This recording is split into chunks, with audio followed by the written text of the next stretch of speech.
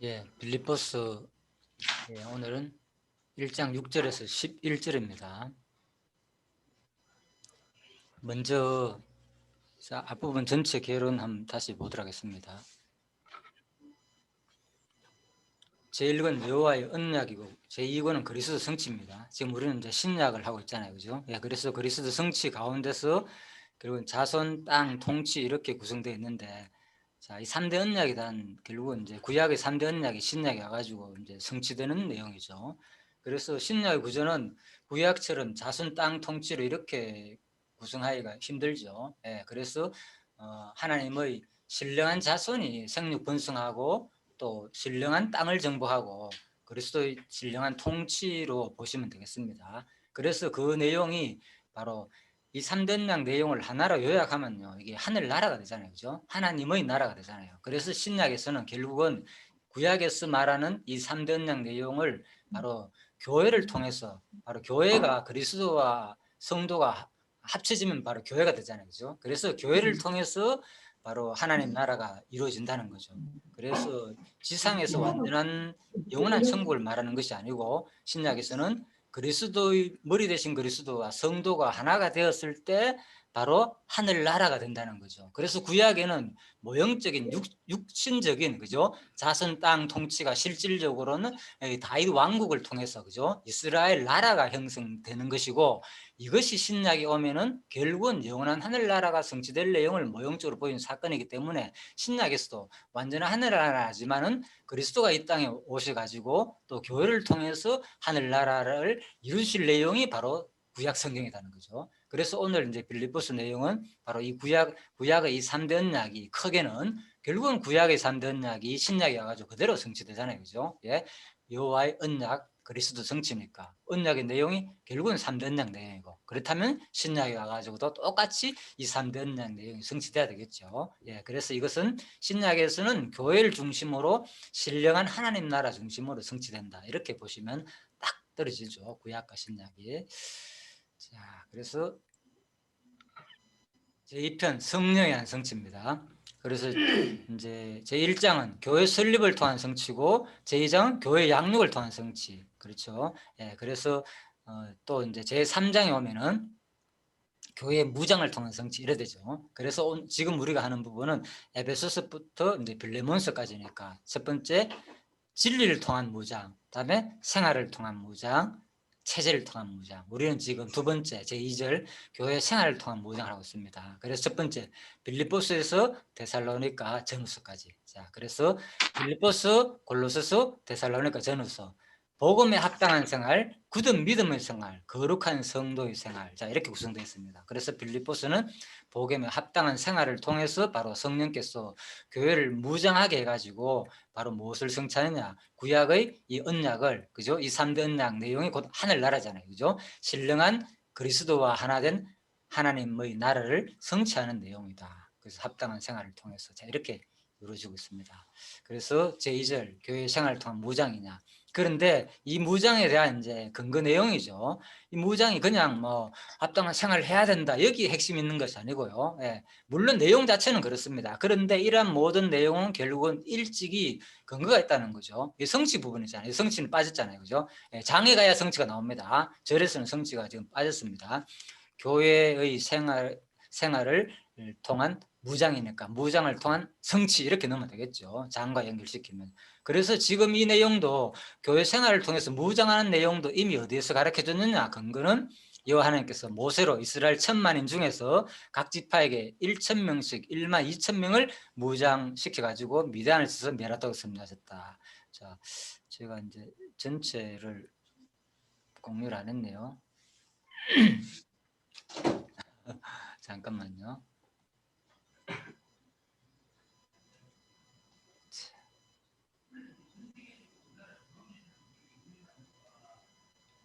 예, 이제부터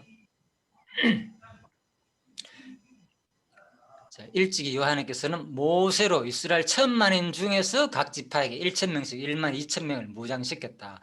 그래서 구약의 이런 내용을 우리가 볼 때 그냥 단순히 그냥 하나님께서 광야 생활 속에서 이런 일이 있었구나로 끝나는 내용이 아니고, 그죠?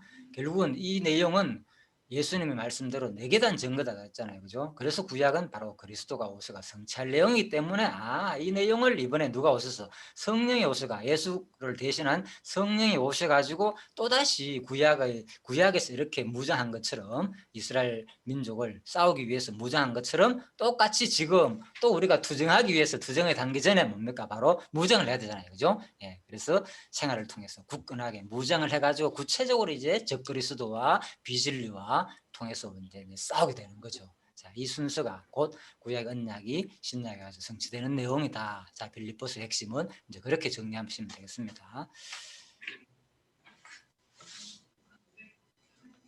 자, 빌립보서 서론을 우리가 복습을 하면서 들어갑니다. 그래서 복음에 합당한 생활이 빌립보서다. 그렇죠. 그래서 빌립보서에 바로 들어오면 뭐가 나옵니까? 바로 복음에 합당한 생활이구나. 그러니까 그죠? 이것만 보이는 거죠. 그렇지만은 지금까지 살펴보니까 이 합당한 생활은 하나님께서 이미 근거가 있다는 거죠. 일찍이 빌립보서의 생활의 실제 부분입니다. 우리가 지금 오늘 공부할 부분은. 그래서 실제에 바로 들어오면은 그냥 이것만 보이는 거죠. 실제는 이런 거구나. 그런데 물론 중요합니다. 그런데 이것이 왜 우리가 이런 생활의 실제가 살해되는지는 뭐 하기 위해서 이미 구약에서 근거를 일찍이 이미 다 보여줬다는 거예요. 여호와께서. 그래서 바로 여호와 하나님께서 모세로 이스라엘 자손에게 율법을 명하여, 그죠? 율법을 명하여 가나안 땅의 하나님의 백성으로 생활하도록 섭리하셨다. 예. 그래서 구약에서 이미 수많은 이스라엘 백성들을 통하여서 광야나 뭡니까 역대상까지 나오잖아요. 그죠?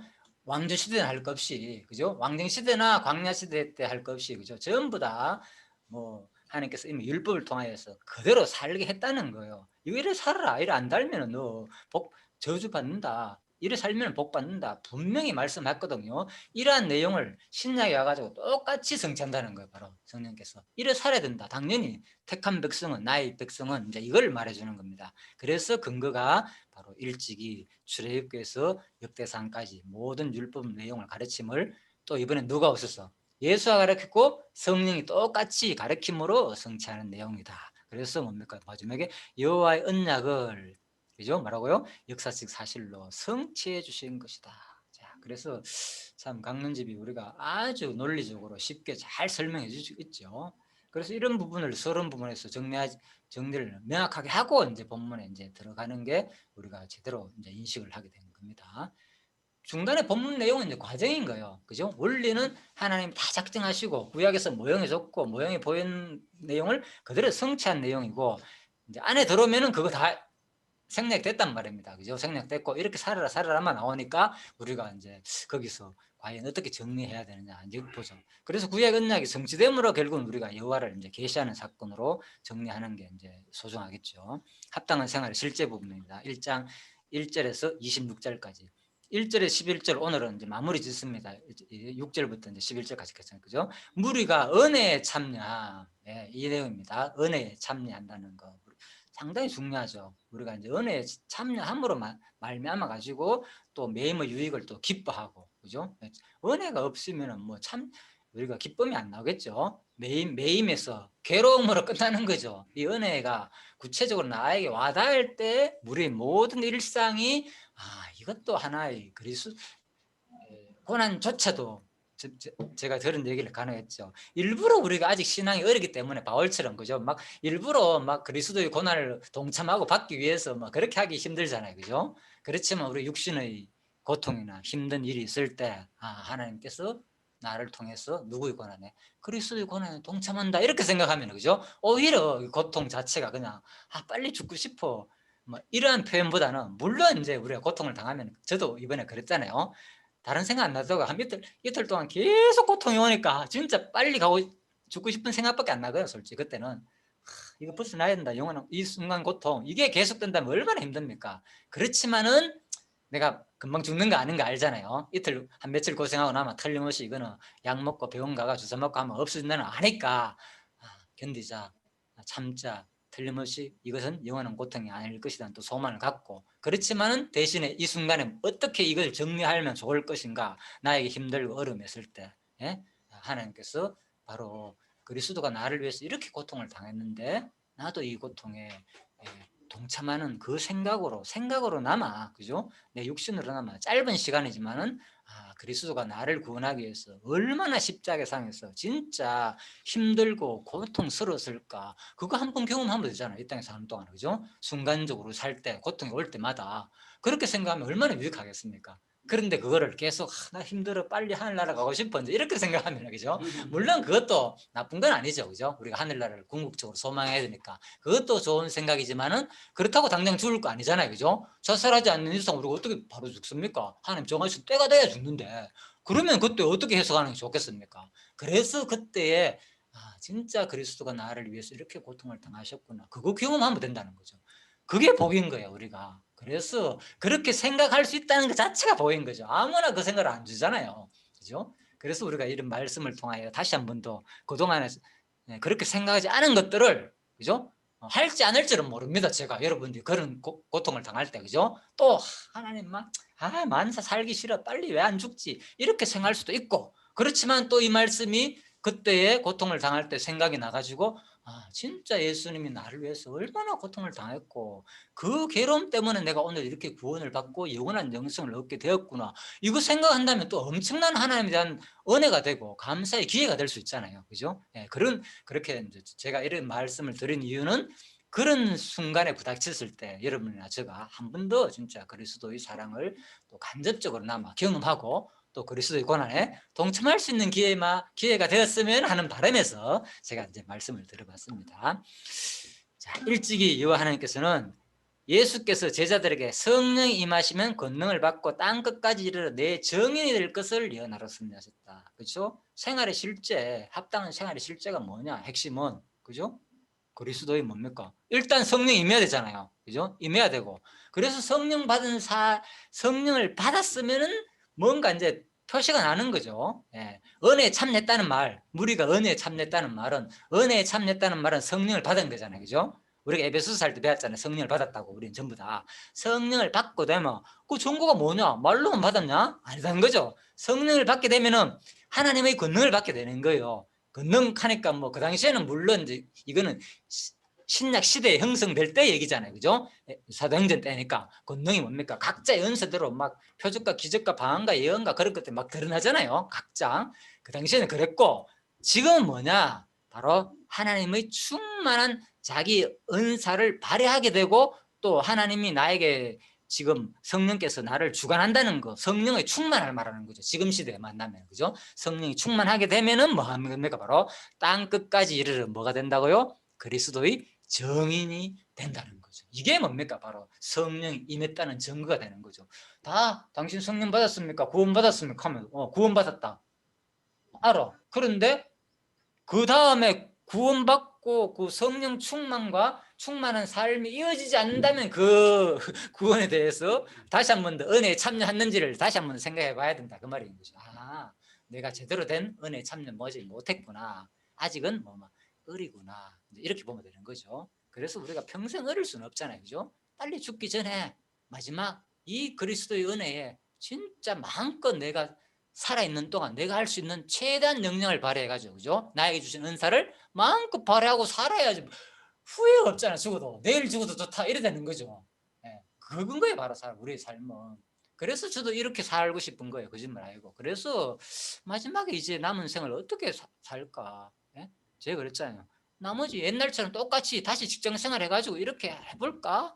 그러다가 아니다, 마지막에 최소한 먹고 살면 되지. 이제 또 옛날처럼 기본적인 생활을 유지하고 뭐 하고 이거 다 하다 보면 뭐 하는 거야, 결국은. 그래서 마지막에 최대한 진짜 내가 남한테 피해만 안 주고 먹고만 살면 안 되겠나, 이런 마음을 주더라고요. 그래서 제가 마지막에 죽기 전까지 어떻게 하든 간에 그리스도의 은혜에 동참해가지고 한번 살아보자, 이제 이런 마음을 저한테 주시더라고요. 그래서 제가 이제 이렇게 됐고, 그래서 여러분들한테 나름대로 또 그런 게 있잖아요. 똑같이 저처럼 또 이런 삶을 살 수는 없잖아요. 하나에 주신 각자의 은사와 분량이 있으니까 거기에 최대한 마지막 남은 생을 또 그리스도의 정인을 위해서 다양하게 또 살면 그 바람을 갖고 있는 거죠. 저도 항상 하나 되기를 바라는 마음인 거예요. 똑같이 된다는 게 아니고, 그 지체로서 머리가 주신 지체로서 똑같이 무언가 다른 그리스도의 은혜를 통해서 마음껏 발휘할 수 있는 죽기까지 진짜 후회 없는 삶을 살기를 바라는 마음에서 제가 말씀드리는 겁니다. 예, 언젠가 우리는 진짜 다 권사님 오늘 말씀드렸잖아요, 그죠? 그냥 건강 잃으면 다 끝나는 거예요. 이렇게 살다가, 그죠? 뭐 그동안 뭐 재산 모으고 뭐 힘들게 인생 어떻게 힘들게 살았던 뭐 또 아니면 형통하게 살았던 간에 마지막 와가지고 결국은 건강 잃고 제대로 뭐 하지도 못하다 보면 거기에 시간 낭비 뭐 돈 낭비도 하고 끝나는 거 아닙니까? 어차피 우리 인생은, 그죠? 예, 그래서 권사님이 부탁하는 게 그거잖아요. 건강 잘 챙기라고. 예. 꼭 마음에 기억하시고 저도 마찬가지입니다. 그래서 저도 요즘 철저하게 무조건 시간을 내 가지고 이제 뭐 운동을 하려고 노력하고 있습니다. 예, 여러분들도 그렇게 되길 바라고요. 그래서 성령이 임하시면 권능을 받고 땅 끝까지 이르러 내 정인이 될 것을 예언하도록 섭리하셨다. 그렇다면 이러한 삶을 살게 되는 것은 뭡니까? 바로 성령이 임했다는 하나님의 은혜의 결과인 거죠. 그렇죠? 내가 잘나 그런 게 아니고 성령께서 그렇게 살게 하는 거니까 오직 우리의 모든 찬양은 누구한테 돌아가냐? 바로 하나님께, 그죠? 영광, 성령께 돌아가게 되는 거죠. 그런 우리 모습이 되는 거죠. 그래서 내가 이걸 준비하면서도 제가 이제 카톡에도 올렸잖아요, 그죠? 준비하면서도 내가 어떻게 오늘 오후에 이제 특강을 한다 그랬잖아요, 그죠? 야, 이거 어떻게 그래서 하나님과 인간과 사탄의 관계도 그걸 뭐 우리가 뭐 한두 번 그랬습니까? 저는 그거 진짜 막 지금까지 그 그래프 그리는 거 100번도 넘게 그렸을 거예요. 거짓말이고 제가 어릴 때 이거 로마서 공부하면서 그걸 엄청 많이 그렸거든요. 진짜 수없이 그렸어요. 그런데 지금은 그 의미가 도대체 뭘까? 이런 걸 하면서 내가 나름대로 이제 준비해 카톡에 올렸잖아요. 미리 여러분한테 한번 보시라고 참고하라고. 그걸 보면서 이렇게 또 이게 정리되는구나. 이게 어디와 욥기하고 전개되는구나. 욥기하고 연결되면서 하나님 계시하고 연결되는구나. 이제 이러한 또 생각을 주시더라고요. 어제 이제 저녁 때 그걸 계속 이제 준비를 했거든 나름대로. 그러면서 참 하나님께서 또 이렇게 생각할 수 있는 게 너무 감사해가지고 제가 이제 그런 걸 마지막에 모든 것을 그러니까 내 자유로는 끝나지 않고 내 모든 생각 짧은 순간 하는 것들이 다 하나님이 주신 영광으로 찬양할 수 있는 이제 그런 기회가 됐다 그 말입니다. 조금 앞으로 나와. 그 문이 쿵쿵쿵쿵 울려. 예, 소리가 안 나는 거죠. 예, 그래서 너희 속 6절입니다. 너희 속에 착한 일을 시작하신 이가 그리스도 예수의 날까지 이루실 줄을 우리가 확신하노라. 예, 지금까지 모든 일, 그죠? 이 시작은 누가 했느냐? 바로 하나님 했는 거예요, 그죠? 너희 속에 착한 일을 시작하신 이가 언제까지? 그리스도 예수의 날까지 마지막 예수는 재림할까지 이룬다는 거죠. 자, 그런데 이제 이 부분은 조금 어렵습니다. 두 가지 견해가 있는데 한번 살펴보도록 하겠습니다. 첫 번째, 일단 모든 거 제가 처음에 말씀드렸죠.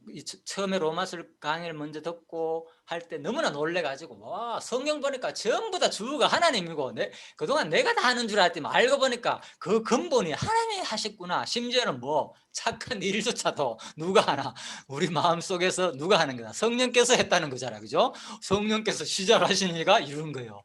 야, 이게 성경인가? 이런 데서 제가 놀랬거든요. 그러다가 막 이런 거 찾아가 전부 빨간 줄로 다 껐다 그랬잖아요. 그래서 손을 두고 행하게 하시나니 보십시오.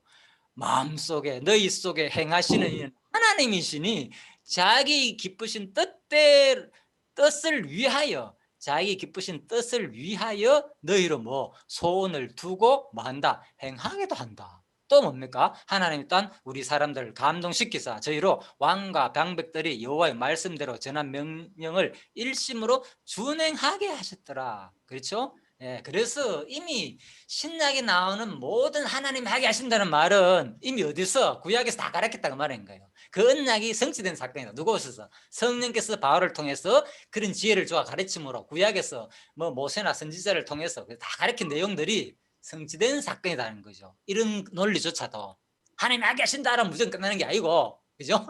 처음에 우리 공부는 그거 했잖아요. 내가 다 했는데 그동안 알고 보니까 하나님이 하시는구나. 여기에 놀랬고, 이제는 뭡니까? 성경은 가장 큰 상위 주제가 뭐라고요? 하나님은 살아계신 여호와 계시다. 성경 저 있잖아요, 그 표. 여호와 계시다. 모든 것은 여호와 계시다. 네? 그래서 모든 것은 원자로 되어 있다. 물리학자 누가 리차드 파이만인가? 그 사람이 마지막에 죽기 전에 정확하게 모르겠지만 한 말. 마지막에 한 말 남기고 싶다. 나는 죽기 전에 모든 것은 원자로 되어 있다. 이 한마디. 저도 마찬가지입니다. 모든 것은 여호와 계시다. 이 한마디 죽기 전에 남기고 싶은 거예요. 모든 것 여호와 계시다. 그래서 일상에 드러나는 모든 형태들이 구약의 언약이 성취되는 사건이라는 것은 뭐하기 위해서? 자기를 계시하기 위해서. 그래서 착한 일을 하나님 하게 하셨다. 여기로 멈추는 게 아니고 전부 다 하나님 하시는데 뭐 했느냐? 여호와를 계시하게 한다는 거예요. 하나님께서 하게 하시는데 그 근거는 뭡니까? 계시 근거는 언약이 성취됨으로 자기 존재 속성이 계시된다 그랬잖아요. 그러니까 당연히 하게 하시는 것도 뭡니까? 이미 구약에서 다 가르쳤다는 거예요. 어디서? 6대 30장 12절 수많은 거 하게 하신다는 근거 있습니다. 구약에 하나의 예입니다. 이것도. 그래서 뭡니까? 바로 준행하게 하셨더라. 유다 사람들을 감동시키사 저희로 왕과 방백들을 여호와의 말씀대로 전한 명령을 일심으로 준행하게 하셨더라. 그죠? 다윗 왕조가 세워지고 솔로몬의 성전이 건축되고 모든 과정들이 그냥 되는 게 아니고, 그죠? 전부 다 하나님께서 사람들을 감동시키니까 그 방백들이 명령을 따라가지고 하나님 열심으로 여호와의 성전을, 그죠? 이루는데 동참하게 된다. 그런 말이겠죠. 자, 이렇게 보시면 되겠습니다. 자, 그래서 제가 지난주에 말씀드렸죠. 오늘은 이제 그 칼빈주의 5대 교리.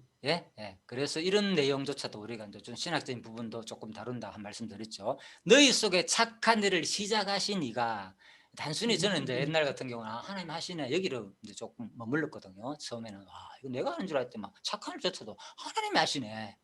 그런데 이 말엔 여러 가지 또 신학적인 아주 깊은 견해도 우리가 정리할 필요가 있습니다. 자, 너희 속에 착한 일을 시작하신 이가 언제까지 이루느냐? 그리스도의 예수의 날까지 이룬다 그랬잖아요. 그러니까 본절은 하나님께서 계획하고 수행하시는 성도에 대한 구원사역이 결코 실패하지 않고 완전하게 이루실 것이라는 성도의 견인을 입증하여 주는 구절로 인용되는 유명한 구절이다. 그렇죠? 바로 칼빈주의 5대 교리 가운데서도, 그죠? 마지막 5번째 교리 성도의 견인까지도, 그죠? 인용해주는, 입증해주는 구절로 유명한 내용이다. 이런 내용 우리가 1장 6절을 읽으면 어떻게 알겠습니까? 그죠? 학자들이 이렇게 말하니까 그런갑다 이를 알 수 있죠. 그래서 제가 이제 이런 것들도 우리가 공부할 때 조금 더 자세히 이게 우리 구원이 단순히 끝나는 게 아니고 진짜 우리의 구원을 끝까지 인간의 행위 유한에 상관없이 끝까지 이루시는 여호와를 또 알려주는 내용이구나. 그죠? 빌립보서 1장 6절 말씀이 그런 말입니다. 자, 일단 우선 착한으로 번역된 아가돈의 원능 아가도스는 자, 다양한 의미로 쓰입니다. 착한 일을 할 때 다양한 의미가 뭐냐? 자, 탁월한, 우수한, 유용한, 유익한 등, 또 때에 따라서는 올바른, 정직한, 그죠? 또 선행을 잘하며 자선심이 많은, 그죠? 또 등의 뜻으로 쓰인다. 그리고 일로 번역된 에르곤도 사업이나 직업, 손이나 기술이나 마음에 의해 이루어지는 모든 것, 소행이나 행위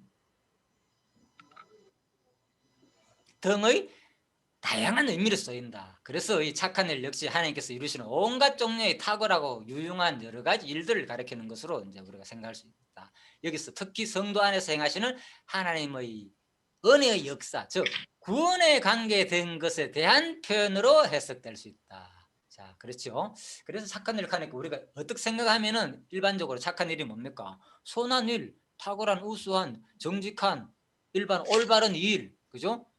또 선한 사업, 남을 도와주는 거 이런 것이 있으니까 착한 일을 하면 그쪽으로는 우리가 좀 많이 생각할 수 있잖아요. 그런데 사실 여기서 말하는 이 착한 일을 시작하시니까 언제까지 이루는 거, 그리스도의 재림까지, 그죠? 이룬다 그랬으니까 이것이 뭐냐? 바로 구원에 관계된 것에 대한 우리가 표현으로 보는 것이 합당하다, 그런 말입니다. 그런데 혹자는 복음 전파에 헌신하고 있는 바울을 위해 자신들의 재산을 나누며 돕는 사랑의 협조를 말하는 것이라고 주장한다. 그죠? 견해가 다양합니다. 학자들마다. 그러나 이게는 타당성이 부족하다. 지금 봤을 때 그 견해보다는 이게 더 말타는 구원에 관계된 내용이다. 왜? 그 다음에 그리스도 예수의 날까지가 바로 역사의 종말에 있을 그리스도의 재림을 염두에 둔 표현이라는 점에서 볼 때에 바로 이어지는 말이 여기서 이 착한 일은 바로 역사적으로 단절되는 빌립보 교회의 구제 행위라기보다는 그렇잖아요. 역사적으로 구제 행위는 끝났잖아요. 빌립보 교회 끝나고 난 다음에 더 이상 계속 빌립보 교회가 영원히 지속되지 않으니까, 그죠? 구제 행위가. 그래서 뒷부분에 그리스도 예수의 날까지 이룬다는 점에 볼 때는, 그죠? 이제 그 순간적으로 볼 때는 구제 행위도 포함되겠지만은 더 큰 포괄적으로 바로 우리 구원 문제와 연관되지 않겠냐, 그 얘기입니다. 학자들의 해석. 참 사실 해설이 좀 깊죠. 제가 보기에는 그리스도의 재림으로 완성될 각 개인에 대한 구원으로 보는 것이 더 자연스러운 것이다. 자, 그렇다고 그 견해가 완전히 배제할 수는 없겠죠. 왜? 원의 뜻 자체가, 이 아가도라는 뜻 자체가 다양하게 쓰이기 때문에, 그죠? 탁월하고 우수하고 유익하고 정직한, 올바른, 또 일이 포함됐잖아요. 사업이나 직업, 또 손이나 기술이나 마음에 의해 이루어지는 모든 거, 소행이나 행위, 그죠? 그리고 착한 일, 마음속에 착한 일, 여러 가지 일 다 포함되니까, 자, 배제할 수는 없지만은 전체적인 맥락에 볼 때에 바로 뒷부분에 그리스도의 재림으로 연관시켜 볼 때에, 그죠? 빌립보 교회의 구제 행위라기보다는, 그죠? 빌립보 교회 구제 행위는 영원히 재림까지 안 이루어지잖아요. 그 말인 거예요. 그래서 이제 마지막에 우리가 하나님 은혜 역사, 구원에 관계된 표현으로 보는 것이 올바르지 않겠느냐. 이게 바로 이제 전체적인 학자 주석의 견해입니다. 그래서 이런 것들을 이제 강론집하고는 좀 참고를 할 필요가 있습니다. 강론집에서는 여기 착한 일은 하나님께서 성령 역사로 바울을 통해 빌립보 복음을 전파하여 구원받은 성도들을 서로 복음을 위한 교제다. 그죠? 예, 복음을 위해 협력하고 교제했는 거 그동안에 빌립보 그쪽으로 해석해 놨습니다. 강론집에서는. 그래서 제가 이런 것 같이 동시에 소개하는 겁니다. 이것이 반드시 뭐 틀렸다, 이런 것이 맞다, 이런 견해보다는 우리가 폭넓게 같이 볼 이런 것도 필요가 있지 싶어서 여러분 소개 드리는 겁니다. 자, 일단 6절 그리스도 예수의 날까지. 그래서 바로 그리스도의 날까지가 언제냐? 예? 이것은 바로 이 날은 그리스도의 재림의 날, 그죠? 재림의 날이니까 바로 의와 불의를 최종적으로 심판하시는 날을 말한다. 자, 이는 하나님의 선택하심을 인하여 진정으로 회개하여 구원받은 자가 궁극적으로는 구원을 잃을 만큼 타락할 수 없다는 성도의 견인교리의 합당함을 보여준다. 또 나오죠. 성도의 견인. 칼빈주의 5대 교리를 참고하라 그랬잖아요. 제가. 그래서 전능하신 하나님께서 기쁘신 뜻대로 시작하신 이 일이 결코 실패할 수 없는 것이다.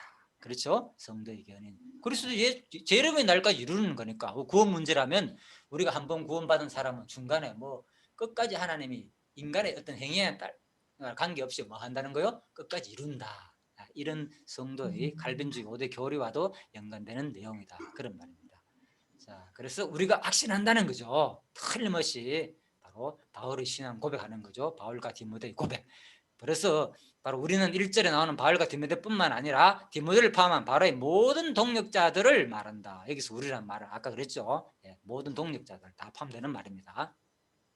우리는 바로 이 일을 확신한다. 바울이 갖는 이 확신은 복음 전파하게 하시는 분도 하나님이시지만 그 일을 실제로 이루어 가시는 분도 하나님이시라는 확고한 신앙에서 나오는 것이다. 그렇죠? 예, 그래서 이렇게 복음을 전파하시는 분도 하나님이지만 그 일을 실제적으로 이루어 가시는 분도 하나님이시라는 확고한 신앙에서 이런 표현이 나온다는 거죠. 그 하나님께서 당신이 시작하신 일을 종말의 그날까지 반드시 이루실 것이라는 사실을 확신할 수 있는 것은 바로 바울이 하나님의 신실하심과 또 다음에 전능하심을 알기 때문이다. 결국은 이 모든 것은 하나님의 속성을 이루어준다는 거죠. 하나님이 신실하심. 하나님은 신실하기 때문에 반드시 언약 한 분 택한 백성은 끝까지 구원의 날까지 이룬다는 거. 그리고 그걸 이루려면 뭐가 있어야 됩니까? 하나님의 능력이 있어야 되잖아요. 그래서 이 오백 속성은 바로 유기적 관계를 했다는 거죠. 모든 것이 다 연결됐다는 거죠. 우리 몸이 하나로서 연결됐듯이 따로따로 노는 것이 아니고 모든 속성들은 항상 같이 이루어진다는 거. 자, 그것을 이제 오늘도 또 하나님과 하나님과 사탄과 인간의 관계도 마찬가지입니다. 똑같이 다 유기적으로 이루어지는 거예요. 그 톱니바퀴처럼 물려가, 그죠? 하나가 그냥 돌아가가 끝나는 게 아니고 하나가 돌아가는데 뭡니까? 다 돌아간다니까. 다 움직이고. 자, 시계 바늘이 다 움직이지. 그 얘기입니다. 자, 오늘 내용과 오전 강의하고 오후 강의가 너무나 일치가 되네요. 하다 보니까 딱 맞더라고요.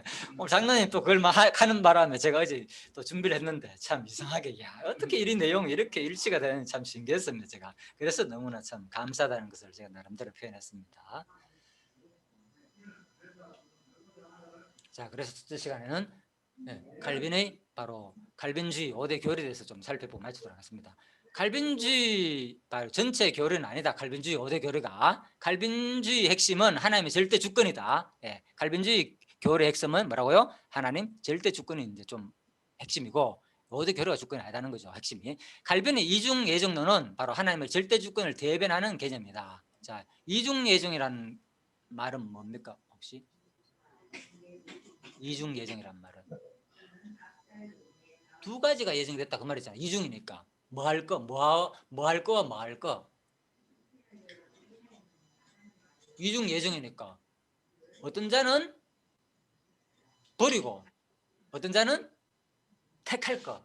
두 가지가 동시에 예정됐다는 거예요. 이게 이중 예정입니다. 그래서 예정할 때는 뭡니까? 반드시 버릴 자와 택할 자가 포함되는 말이다. 자, 그입니다. 그냥 이중이에요.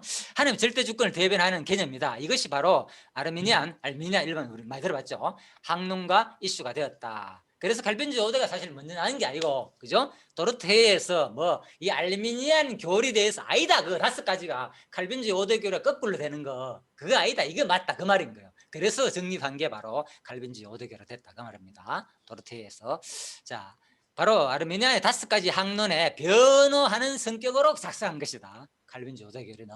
자, 이렇게 보시면 되겠습니다. 그래서 바로 도르트에서 알미니아는 바로 개혁교회에서 퇴출당했다.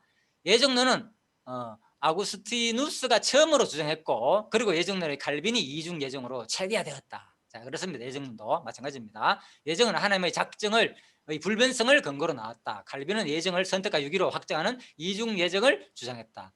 금방 이중 얘기했죠. 이중 얘기는 뭐라고요? 선택과 유기를 말하는 것이다. 어떤 자는 택하고 어떤 자는 버리는 거. 자, 이게 이중 예정이다.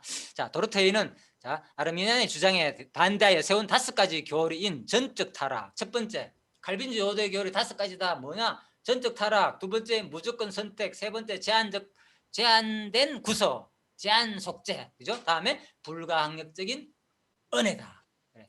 자, 그래서 마지막에 네 번째, 하나, 둘, 셋, 넷, 5개죠. 그래서 자, 네 번째 불강 은혜고 마지막에 뭡니까? 성도의 견인이다. 아까 했죠. 5번째 그죠? 그래서 저는 이걸 옛날에 공부할 때 외우는 게 뭐냐?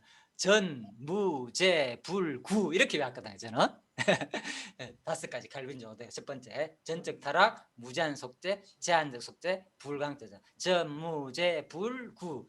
성도의 견인이니까 뭡니까? 끝까지 하나님께서 이끈다는 거죠. 견인은 견인차 있잖아요. 이끄는 거니까 구원에 대한 확실히 있는 거죠. 결국은 끝까지 이끄는 거니까 뭡니까? 구원은 확실하다. 그죠? 그래서 구원에 대한 확실성, 성도의 견인이라고 표현할 수 있거든. 똑같은 말입니다. 구원의 확실성. 그래서 저는 이제 전무제 불구 이렇게 외웠습니다. 제 기억에.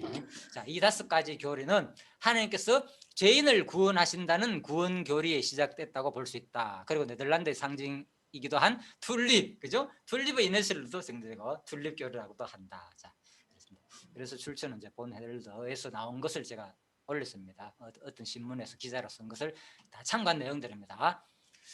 물론 뭐 이런 내용도 보면 어디 보면 씁니까? 다 우리 이제 교육신학 같은 책 보면 다 나옵니다. 자, 그거 정리하려고 하면 시간 너무 많이 걸려서 일반적으로 올리는 걸 참고했습니다. 자, 첫 번째 전적 타락입니다. 그래서 전적 타락과 무능력. 그래서 전적 타락은 2가지로 구분되는데, 전적 타락이란 인간은 선을 행할 의지나 능력이 없으며 나오죠. 선을 행할 의지조차도 없는 거예요. 능력도 없고 전적으로 타락했기 때문에 그래서 우리가 이제 내가 하는 것이 아니다라는 그런 말입니다. 바로 인간의 공로가 전혀 불가능함으로 하도록 전적으로 부패되어 있음을 의미한다. 자, 이거 인정하면 우리가 진짜 좋습니다. 모든 것이 우리는 전적으로 타락했고 전적 부패하다. 나 자신 얘기입니다. 먼저 나 자신이 전적 칼빈주의 5대교의 첫 번째 전적 타락에 인정해야만이 사실 우리가 만사 가능한 거예요. 우리는 보는 것마다 판단하게 되거든요. 저 인간 왜 저래? 적어도 10년 공부했는데 아직도 저거밖에 안 돼. 이게 뭡니까? 아직 칼빈주의 5대의 첫 번째 교회를 잊어버리는 순간 나오는 표현이거든요. 인간이 전적 타락한 거예요, 우리는. 그래서 본성 자체가 나오는 것마다 뭡니까? 이기적이고 자기 그런 행동이 나올 수밖에 없다는 거. 자, 이렇게 생각하면 됩니다. 아담의 원죄로 인해 모든 사람은 죄에 오염된 본성을 가지고 태어났다는 것이다. 이제는 한 사람 의지뿐만 아니라 그 감정과 지혜, 신체까지도 영향을 미친다. 보십시오. 심지어는 뭐라고요? 의지, 감정, 지성, 신체까지 영향 미치는 우리 타락 자체가 우리 의지까지 다 타락했는 거예요. 의지가 없다는 거예요. 그 다음 뭡니까? 감정, 우리 감정까지 다 타락한 거예요. 아는 지성, 내가 뭐 똑똑하다 하나도 없어요. 하나님께서 이것도 우리 의지 아는 것조차도 다 타락했기 때문에 제대로 깨달을 수 없다는 거죠. 하나님 지성이 아니면은 신체까지도 마찬가지죠. 모든 것은 타락했다. 그렇기 때문에 우리 영원한 생명을 살 수 없는 거고, 그죠? 선악과를 따먹은 결과. 자, 그래서 온전히 의지, 감정, 지성, 신체까지 완전히 타락했다고 보는 것이 바로 전적 타락이다. 그 존재의 어떤 측면도 죄의 영향을 받지 않은 부분이 없음을 의미한다. 이것을 다른 말로 하면 전적 무능력이라고 말하고, 그죠? 구원 시작과 구원 진행과 구원 완성에 의해서 인간의 공로가 전혀 없다는 것이다. 그래서 바로 알미니에는 뭐라고 합니까? 부분적 타락을 강조하는 거죠. 그렇기 때문에, 그죠? 야, 특히 누구 어린아이들은 뭐 합니까? 그래서 쟤 뭐 짓느냐? 태어나자마자 특별히 타락한 게 없는데. 그래서 그런 것은 죽으면, 그죠? 애들이 바로 죽었는데 지옥 가겠냐 천국 가냐, 근데 그런 논쟁이 나오는 거죠. 아마 천국 갔을 것이다. 왜? 인간은 애 태어나자마자 크게 죄진 거 없기 때문에 이제 이렇게 생각하는 거예요. 이런 것들이 다 부분적인 타락에서 나오는 생각들이다. 그죠? 철저하게 뭡니까? 인간은 뭐 무조건 다 타락하기 때문에 죄를 짓든 안 됐든 간에 100% 인간은 죄성을 잊게 되는 거죠. 61년 이상. 자, 그 말입니다. 자, 이렇게 해가지고 첫 번째 교리 바로 전적으로 타락했다는 거. 자, 시간이 많이 됐기 때문에요. 지금 45분밖에 안 남았습니다. 1시에 마쳐야 되니까 어차피 잠시 쉬다가 자 30분 쉬다가요. 35분에 제가 열도록 하겠습니다. 25분에 열도록 하겠습니다. 예, 수고하셨습니다. 둘째 시간에 뵙도록 하겠습니다. 예, 쉬다가 들어오십시오.